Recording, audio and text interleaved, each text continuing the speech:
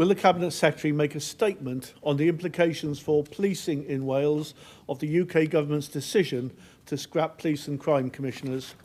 Thank you very much, Mick Anthony. I would like to thank, first of all, the PCCs in Wales for the key role that they play. This announcement provides the opportunity to consider the best arrangements for Wales, including the opportunity to progress the devolution of policing to Wales.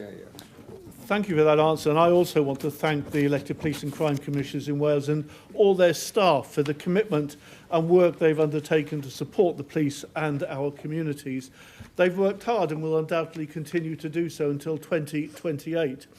And I believe that the creation of police and crime commissioners was always doomed to eventual failure. It was an ill-thought-out concept done on the back of a fag packet to distract from the introduction of massive policing cuts, which led to the last government cutting some 20,000 officers from forces across the United Kingdom. The elected police and crime commissioners in Wales, such as Alan Michael, Jeff Cuthbert, Andrew Dunbobbin, and many others, were not responsible for the design of the scheme, but they did do all they could to make it work, and in some areas had exemplary successes. However, I agree with you, we now have the opportunity for the reform and the devolution of policing, which has broad support and which we've been calling for many years.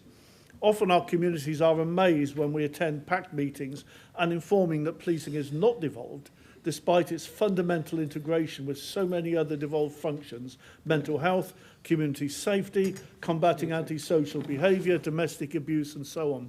Now, Cabinet Secretary, the Home Secretary said that the reforms will make policing accountable to local mayor and councils.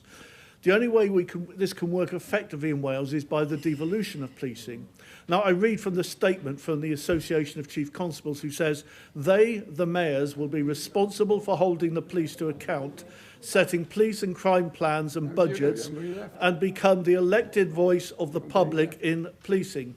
Now, the failure to devolve policing previously was an act of political intransigence by the UK government rather than practical policy, but we now have the opportunity to rectify that anomaly. So will the Cabinet Secretary engage in urgent discussions with the Home Secretary to ensure that at long last policing is urgently devolved to Wales, as is intended for England and is already the case in parts of England? Thank you very much.